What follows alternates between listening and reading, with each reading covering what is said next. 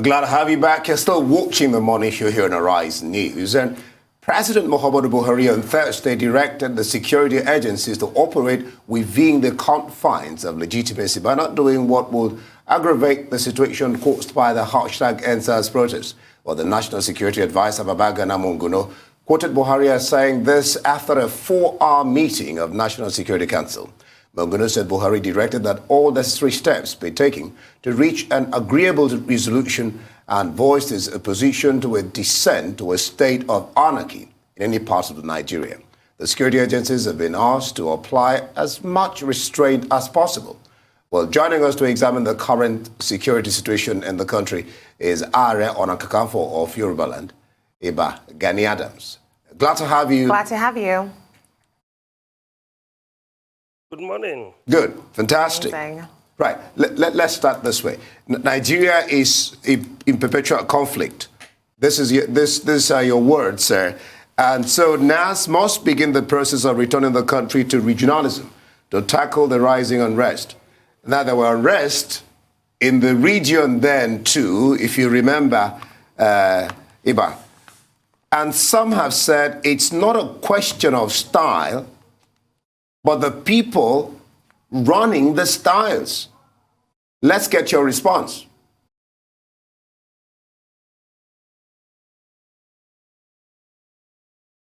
I'm not hearing again.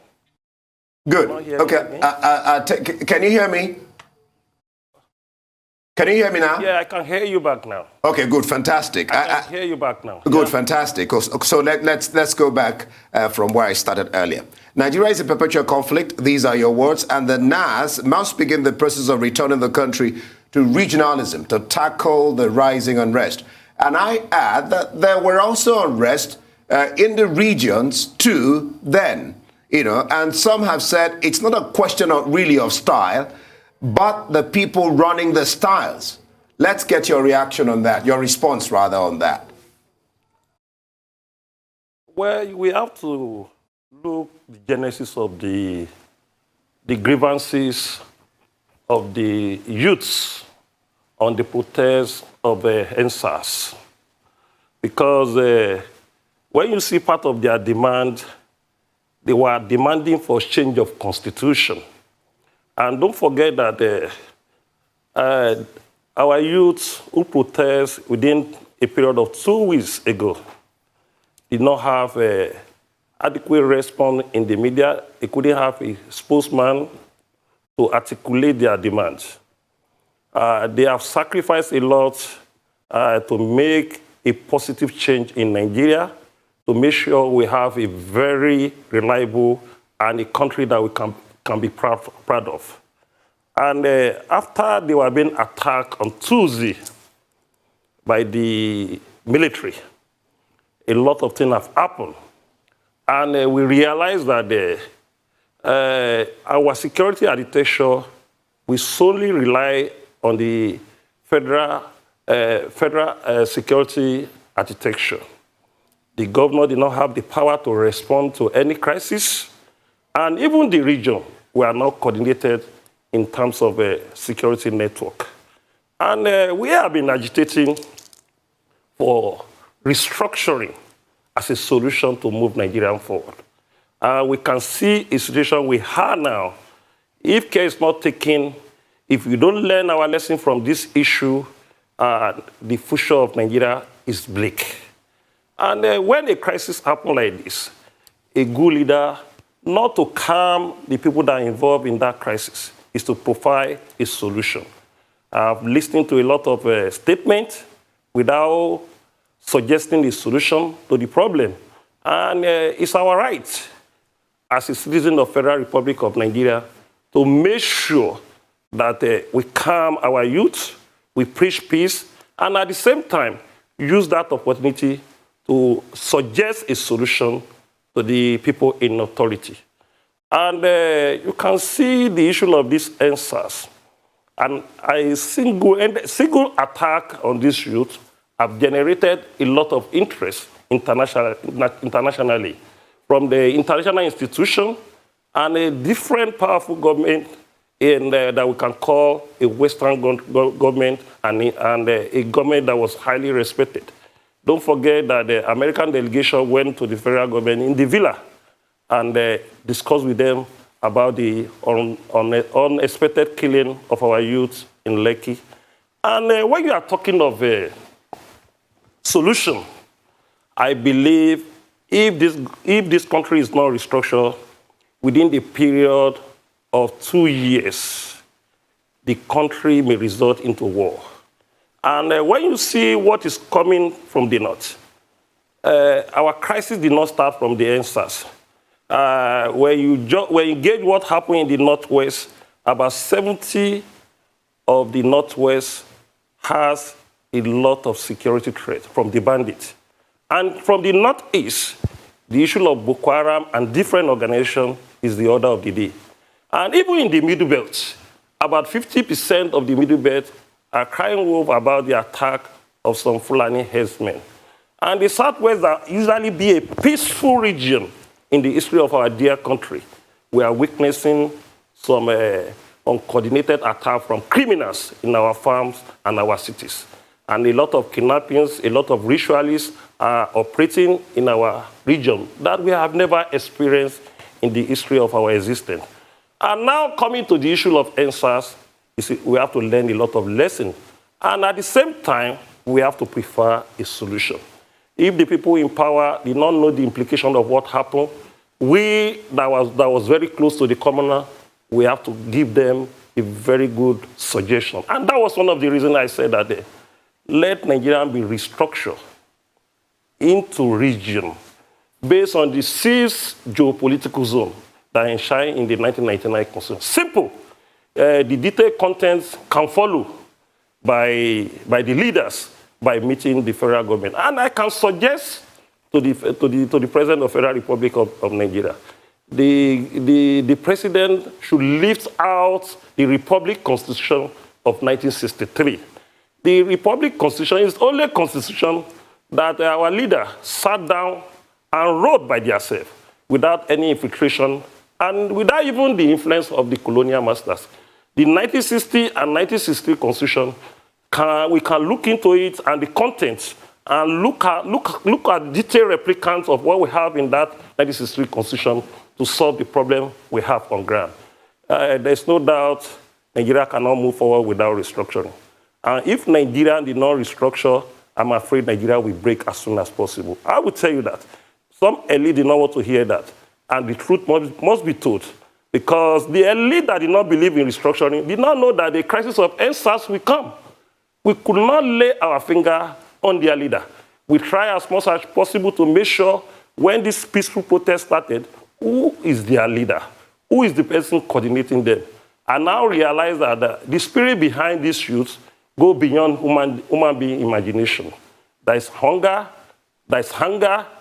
and most of Nigeria are not pleased the way the government are ruling the country. And that was what led to the crisis after the attack of Lekki on Tuesday. We have some miscreant looting public property and private property because most of them are not well paid unemployment. And most of them were not even employed. And most of them have been deprived as a very good citizen to enjoy the goodwill as a citizen of Federal Republic of Nigeria. They couldn't care.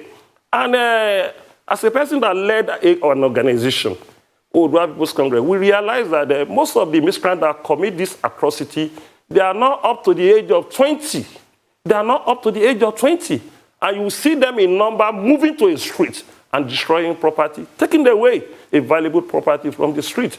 The pressure on me for almost 1 week now cannot be quantified. People did not realize that the Aare Ona Kakanfo we have now did not even have the power. The authority did not support Aare Ona Kakanfo. Instead of them to complement this traditional position in terms of defense, they were trying to weigh it down. And now the boy is on our court to make sure we save Nigeria as a country. That was a pressure on me, both in abroad and our people in homeland. And I try to explain to them there's a limit I can do about the internal security. All the Southwest Governor, no one have called me that, Aare, what can you do? Even though I did not have a position of Aare Ona Kakanfo, as a person who had a group in the Southwest with the population of not less than 6 million people, I have a role to play. Even though in the level of issuing statements, in the level of me consulting people, talking to people, and even appealing to the grassroots people, I have a role to play. In between, there was a crisis between the Yoruba people and the Hausa people in Fagba, in Nabatio. We tried to manage it so that it will not escalate. It will not be a double racket crisis to the nation. So we tried to manage it, even though there was a lot of casualty on our side. But we don't want it to move to a situation of civil war. If in between of this SARS crisis, our people started rolling a propaganda that the Igbo people was the one looting property, attacking a prominent politician property. We tried to dispel that rumor. That you don't know the implication of this propaganda you are pushing out. You want to cause a civil war. The population of the Igbo living in Lagos will nothing less than 25%. And most of them are highly resourceful. They are businessmen. Don't bring Igbo issue to this crisis. The one on ground, let us resolve it. Because we have issue with the Hausa community in Nabatio, and you are now bringing an Igbo issue. What do you want to cause? It will lead to civil war, and we don't pray for that. So a good leader should prepare to weather any storm. And when you're about to weather any storm, you have to prepare a solution. It's not enough to be calling for calm without a solution.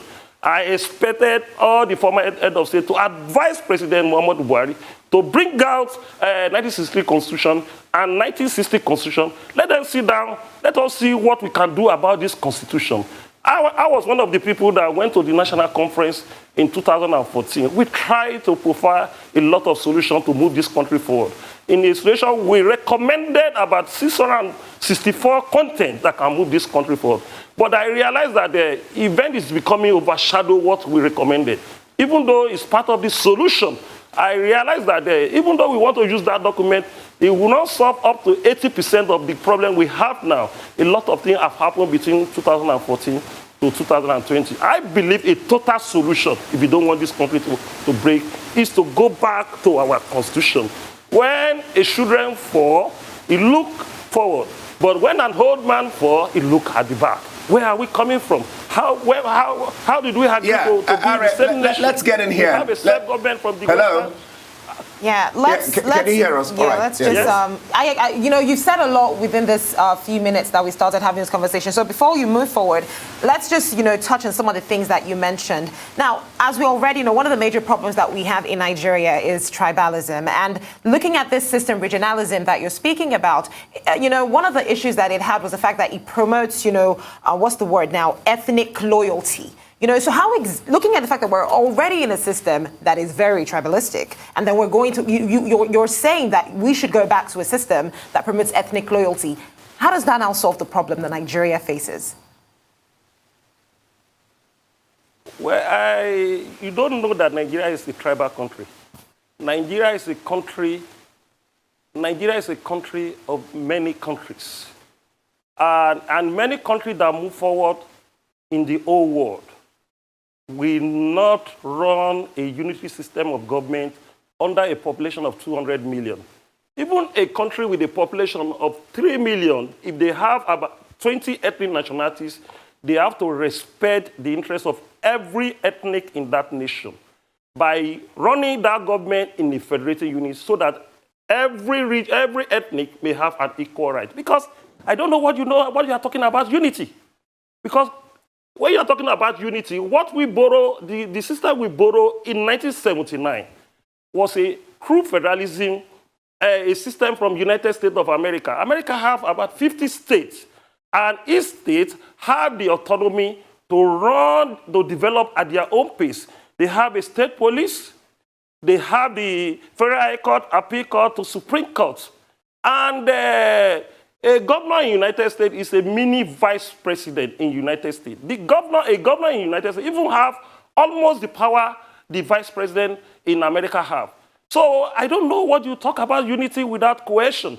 I don't know what you talk about unity without justice. I don't know what you talk about unity without being honest with what our forefathers agreed in 1960 to come together under the federating unit. And I don't know what you talk about unity without looking for a way forward. You are talking of unity and we are running to crisis and we almost run to civil war. I'm talking of a situation that every region should develop at their own pace. Every region should coordinate themselves very well, and we should meet in federal capital in Abuja as a center. There must be a limited power to the executive in federal level. You bring almost 70 to 80% of the power to the federal government, and most of the crises, all crime are local. All crime in the world are local. For you to involve in any crime, start in your own community or your own local government. And it's only local authority that can solve the issue of crime. It's only the state government that can know the criminal within their vicinity. It's only the people in the state government can know the criminal that have infiltrated their state. Why are you pushing federal in the word of unity? Where is that unity now? Where is that unity? There was a lot of protests in the South. The North are saying they are not protesting. They were doing pro-government and say they want SARS. Where is the unity? And when we are talking about SARS in the South, and the Niger Delta is coming with their resource control, where is that unity? So if we want to find unity, we have to look for justice. All right, let me come in there. Let me come in there, Aare. Let me come in there. All right, you really touched on a very important point, the fact of all crime or something like that are local. Now, I am wondering, what are traditional leaders like you doing at this time to reconcile warring parties, help heal the nation, and to encourage the rebuilding process? Now, I said that because you have organizations local, such as OPC, you have the Amoteku, and one is wondering, why didn't they come in to help? You just said now that these things are localized, and these are local entities. So why didn't they come in to help stop the destruction, the mayhem that, and then you were talking about regions.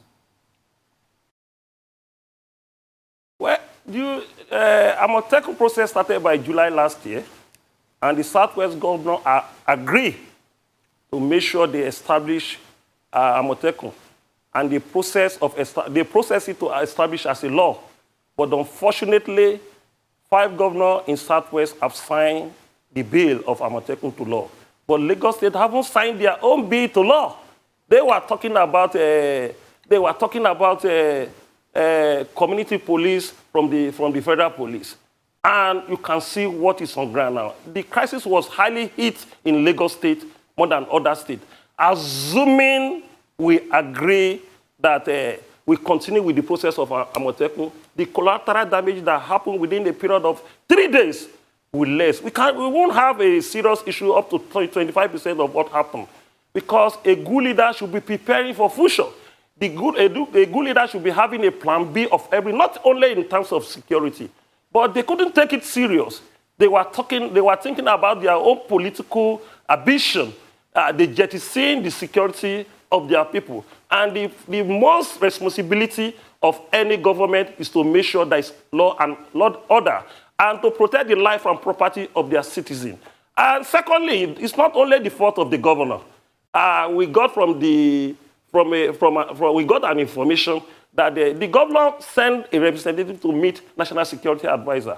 And the National Security Advisor refused to approve just pump action and day gun to be used by Amoteku. Do you want them to use their teeth to attack hardened criminals?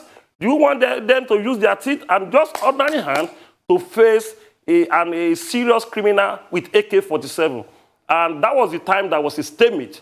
That was the time that the governors cannot move forward with their process. Although they were still in the process of recruitment. And I believe this ugly incident will be a lesson to federal government.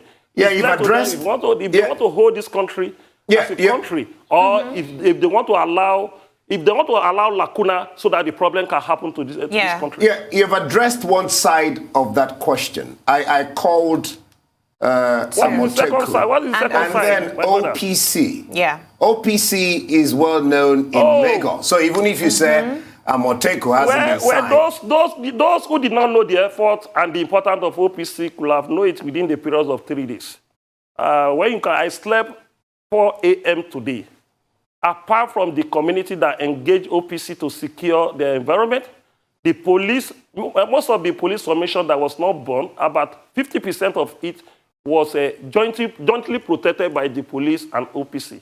And even the landlord association that not even recognize OPC, about 70% of the estate have requested for the security of their estate within a period of 3 days that this ugly incident happened. And even the community leaders who did not even know that OPC is in existence have called for the assistance of OPC when this Oshin and Hoodlum started looting. Even in Laboring State, the Oyo State and other states, some powerful politicians started calling me yesterday evening. And I don't even know the strength we have on ground can do what they expect us to do now, because there's a fear, and there's a fear that their houses and their business can be attacked. So when you have something that is good for you, you try to play it down. When the ship are down, you know the importance of that group or anything you have in your own disposal. Interesting. Now let's still talk about, what you mentioned with regards to regionalism. Now, the thing is, if you think about it, there's always going to be the majority ethnic groups, and there's going to be the minority. And there's always been a thing about the majority having dominance, while the minority doesn't get as much. This has always been, a problem. So looking at the fact that this regionalism thrives on this, how is this going to solve the problem?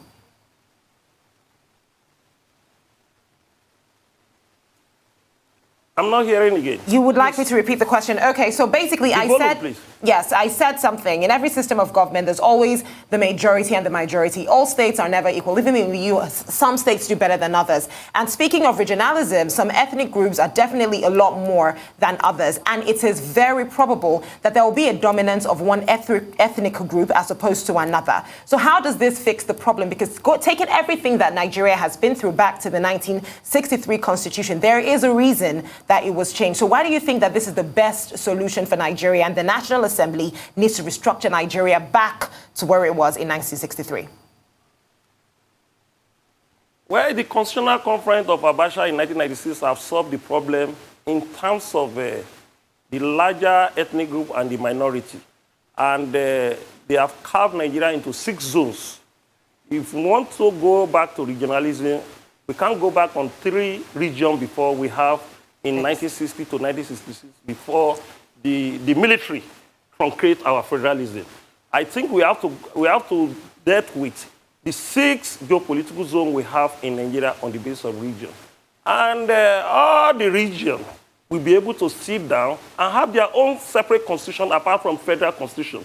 The region will have their own constitution, and the state will have their own constitution. Even the local government, a residual part of government, they will have their own constitution. And they will look inward to their environment. They will write a constitution that can fit with your environment. And you are talking about unity. You don't know what caused disunity in Nigeria. How can a 26 military man of occupation write a constitution and give it to you in 1999 as a democratic elected government, and give you the document, and you continue using that document for the period of 21 years without involving in crisis? If military gave you a wrong constitution, it's your duty as a politician to sit down and review the constitution. It's your duty to make sure a content that will move Nigeria forward is being inserted in that document. It's your duty to make sure you listen to the will of the people and make sure do the needful in the basis of justice and equity. If there is no justice and equity, you can never witness peace in any society, not only in Nigeria. Most of the countries that are resorting to war, go and look the beginning, the genesis of their crisis. It's injustice, about structure, about political solution, about corruption. When these 3 things involve in any system, there will be a crisis. But the journalists are just pushing. I watch most of the television, they will be discussing about unity. The bedrock of having unity is justice. The bedrock of having unity is restructuring. The bedrock of having unity is cohesion. The bedrock of having unity is to stop corruption. Let the people of the all region relay their own regional leader if they embezzle their money. I read it in the newspaper today. The president has to order all ministers to go back to their own states. And you can see that the president knows that they should go and talk to their people.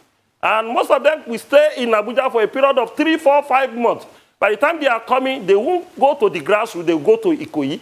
After they spend about 2 days in Ikoyi, they take a shopper to the airport, go into the villa again, and you call them a minister that was being nominated from that state. And they don't know the feeling of their people.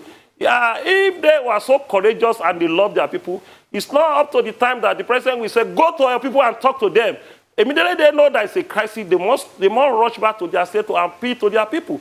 The resources in their disposal to pacify them. There's a serious hunger in the country because the structure we are having is not the agreement of our forefathers to have a one nation. When you default an agreement of the heroes, that's the beginning of the problem. When you default an agreement of the leaders that bring this country together, that's the beginning of the problem. I'm appealing to the President Muhammadu Buhari to write his name in the gold in the history of this country, to make sure, as a matter of urgency, bring the Constitution of 1960 and 1963 down and call the Senate President and the Speaker of the House of Reps and the stakeholder in the National Assembly to do needful about this document within the period of 3 weeks. It will suppress the anger and agitation of this young and promising Nigeria who came out at the right time we don't expect to move this country forward, who saved us from the ugly incident and the disgrace we are having in the international community, who saved us for imminent war that is coming. So this is an advice to the President of the Federal Republic of Nigeria to move this country forward. All right.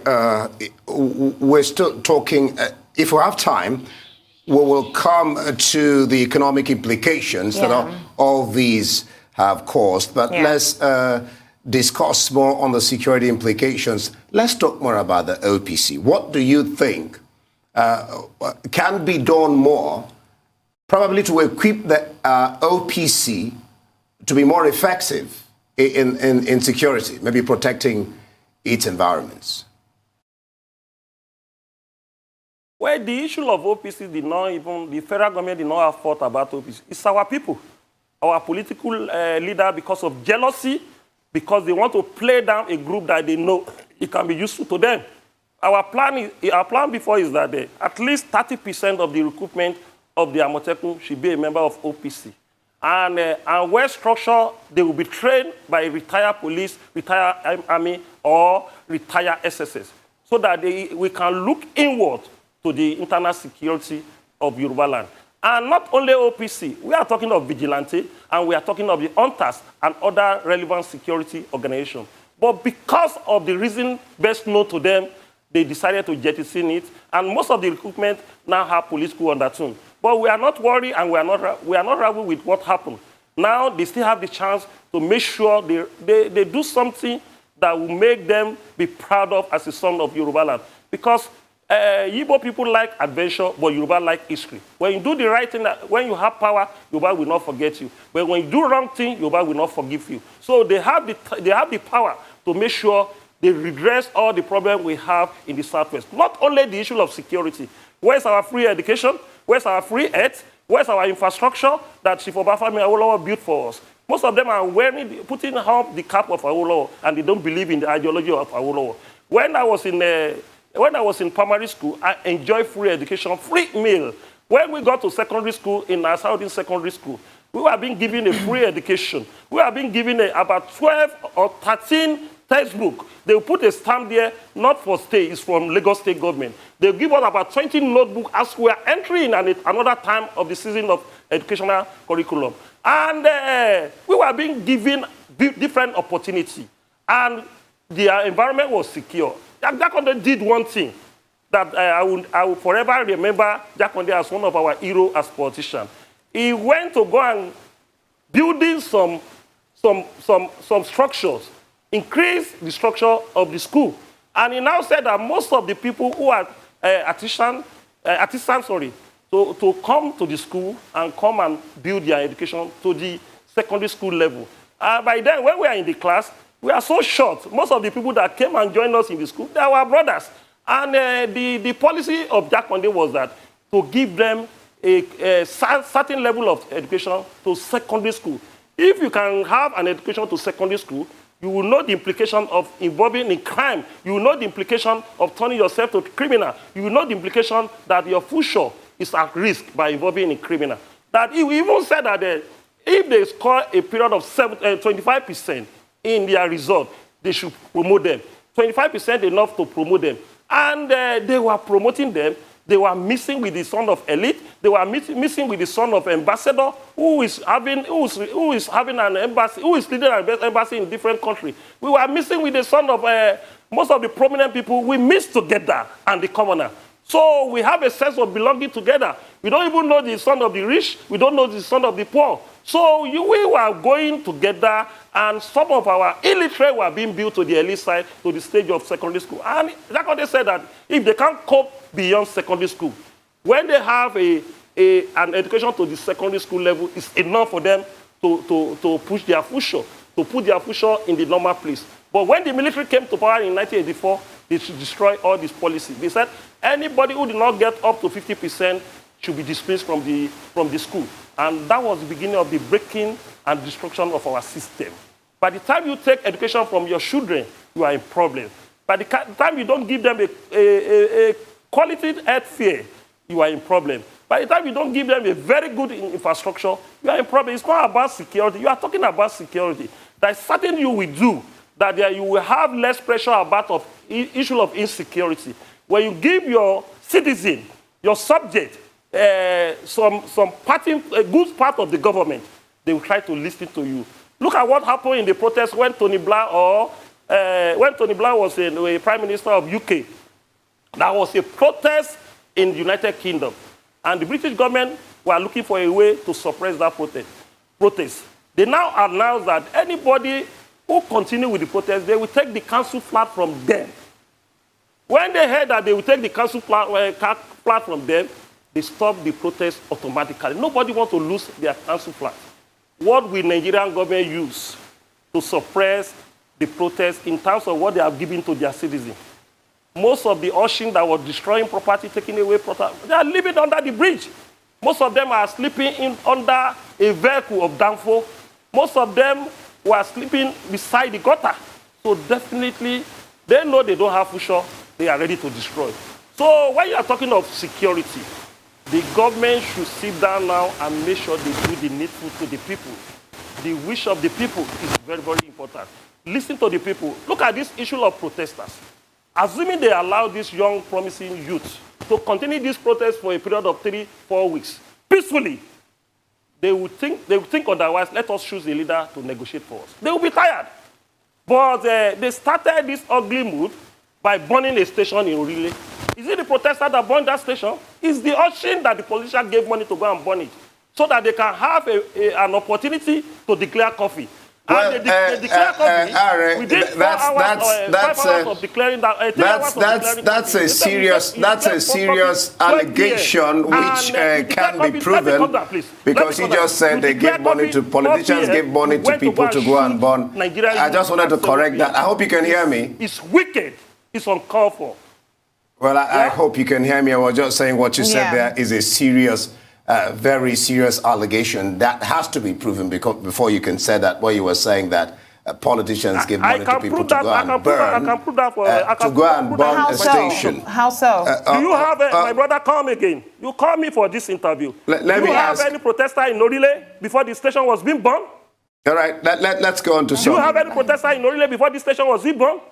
The burning of Orile station was the #1 excuse to bring coffee to Lagos State. So we have to tell ourselves the truth, and we have to learn lesson from our mistake. We have children. We have children. And these people was killed, and you are not twisting the story. Please, for God's sake, let's stop this ugly incident. Let's move this nation forward. Thank you. Thank you very much, Aare. Thank you. Arise. Now, let's still speaking about, what you said earlier. I mean, we're looking at two different issues here.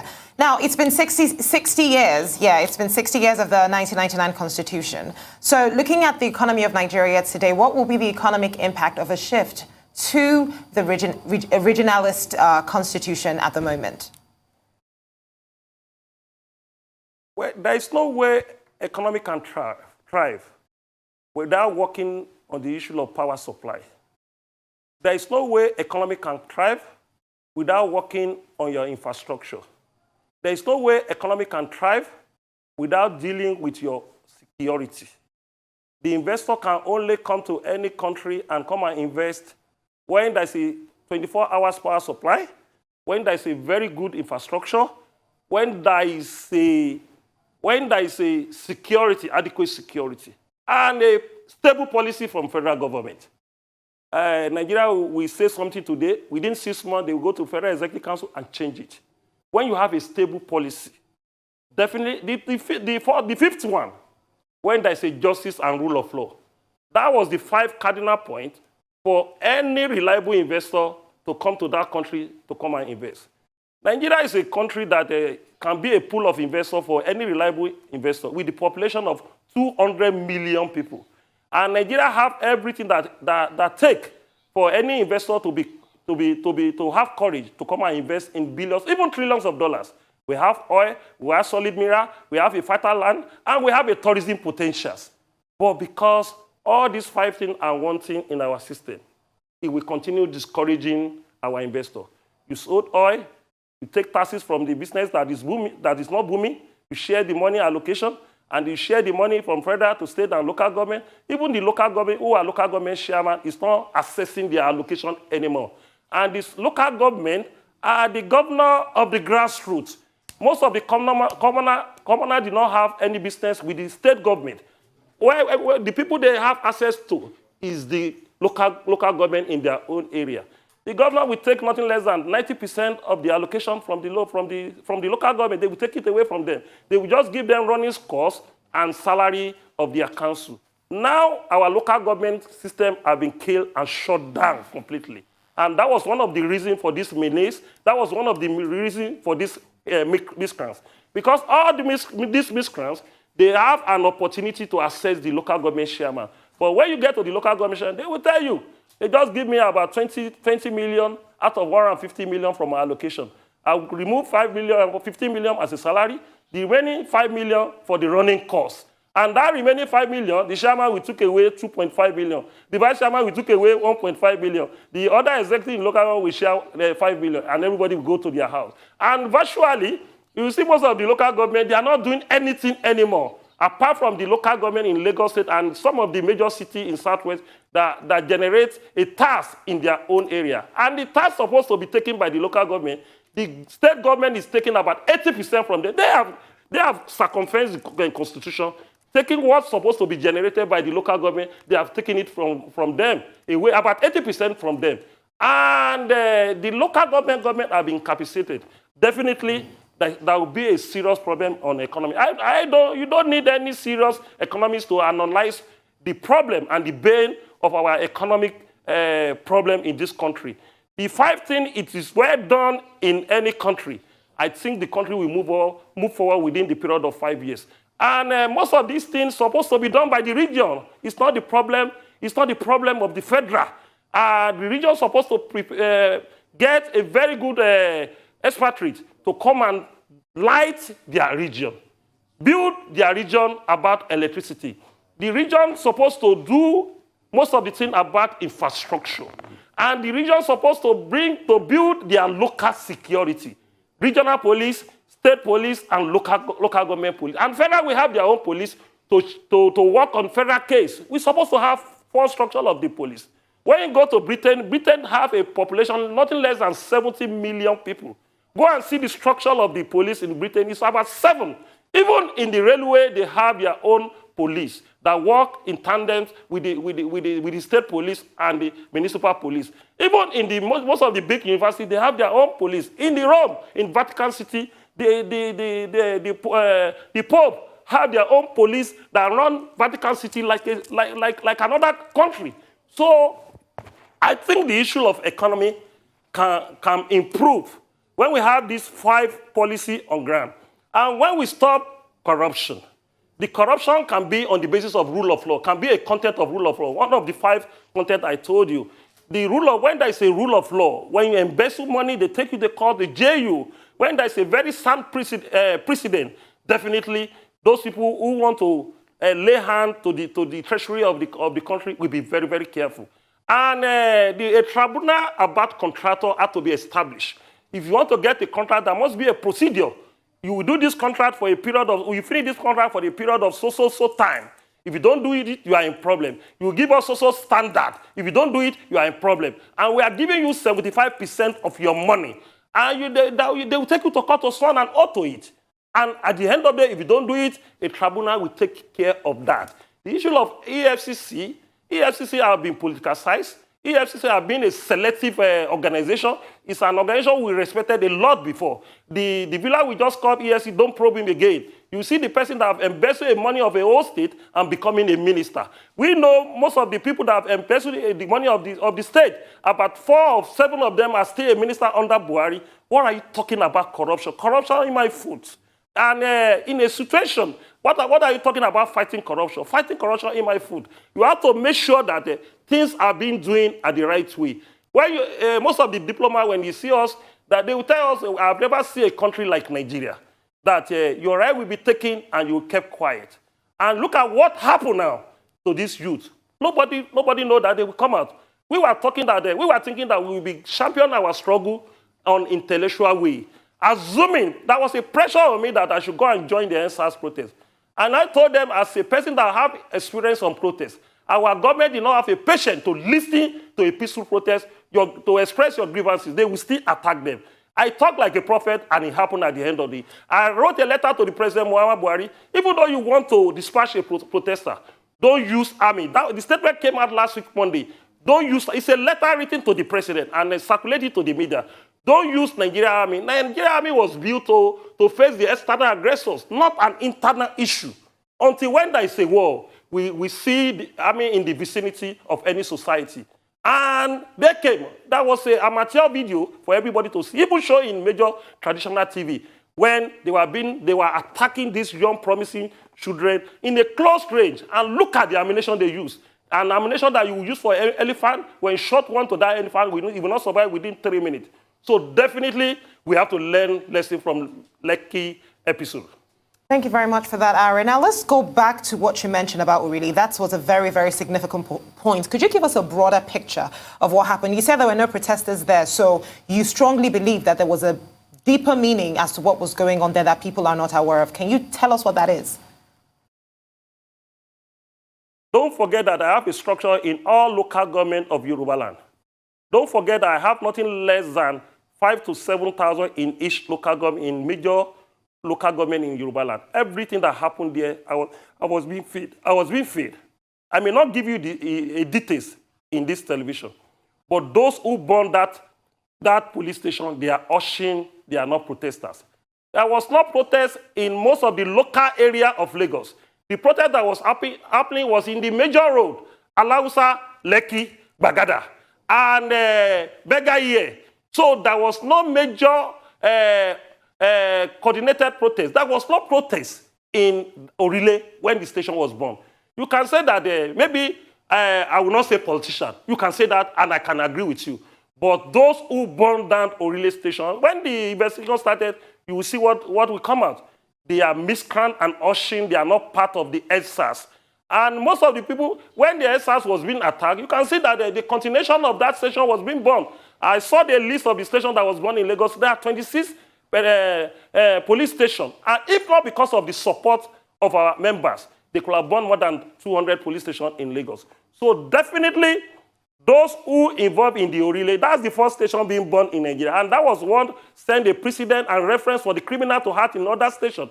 And don't forget that most of these criminals have issue with the police. Those people that have been tricked or just, or those who are criminal, and police bring them to justice and they are not happy.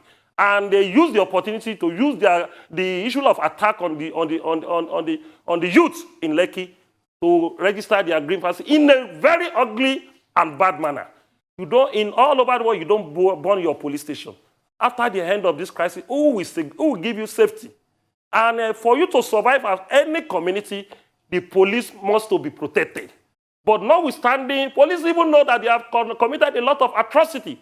that warranted all this crisis. But we must, as a reliable person and intelligent person, you must not burn a police station. And when I realized that this thing is started continue, I have to give an instruction. We have said we should be neutral about this issue, because assuming they cite me on that protest, the federal government could have arrested me now. They were looking for any excuse to pick me up. And it's unfortunate that some of our politicians were instigating the pick Gani Adams up at any time. When you decided to pick a whole Aare Ona Kakanfo from circulation because of facts that is not committed, and the situation could have worse than what we are seeing now. So now I'm in circulation. I will do my own best to make sure the destruction reduce, to make sure I use my own position to calm the situation. And look at the statement I issued yesterday. And apart from that, they could have even turned this issue to ethnic crisis. When one Adenka grandson rolled out that the Igbo should pack out from Lagos, you know how many calls I received within 3 hours from the Igbo leaders? I was telling them, calm down. The guy that was talking was just ordinary paper tigers. He's a non-entity in London. Don't take him so serious. Before you can hear something like that from Yoruba people, it will come from notable Yoruba leaders. And we will never do that, because we have never had problems with the Igbo people, even before the Civil War and after the Civil War. You are a good ally to the Yoruba people. You do your legitimate business in our own area, and we respect you a lot. And we know there is no race without criminal. But in terms of criminal, we don't have the power to put you in justice. And doing the justice is not about to say you should leave our own vicinity. We have a lot of Yoruba in the southeast. And we can't even tell the Hausa people to leave our own vicinity. We have a lot of Yoruba people living in the north and doing very well in terms of their business. By the time you do that to the Igbo people, they will tell your people, they will hit them in their own area. By the time you tell the Hausa people, they will start killing people, call the bridge of the Jeba, and a lot of life will be lost. A strategic person would never do that give that kind of direction. You must sit down and make sure you resolve. Even though there was a situation of even breaking this country, which we don't pray for, we have to do it in a civilized way. We have to do it in a legitimate way. We have to do it in the process of United Nations, which we don't pray for. We still have the right to make this country remain on the basis of regionalism. That was my position. Interesting, Aare. So, what is the way forward now? I've given you the way forward, my sister. We don't need to be continually repeating it. It's either we restructure this country and we expect something that is not good in future. There is no Yoruba man say, Kosi Abuja lẹ́yìn ọ̀pẹ. Yoruba will say, there is no Abuja lẹ́yìn ọ̀pẹ. There is no any way to eat. There is no way, even any session there is nothing they can talk now. There is nothing they can do. The National Assembly should write their name in the history of this country. And this is a time that they should go beyond partisanship. This is a time you should go beyond talking of PDP or APC or any other party. You should make sure you save life, not only saving this nation. You should make sure you save life of the people of 200 Nigerians. And you should make sure you save the most popular black nation in the world. You should make sure you save this country running to anarchy. Now, there's a content of anarchy now. And I know the government will roll out army. By the time you roll out army, what will happen? And we don't pray for diarchy. All right, thank you so much, Gani Adams, the Aare Ona Kakanfo of Yorubaland, for your time on The Morning Show.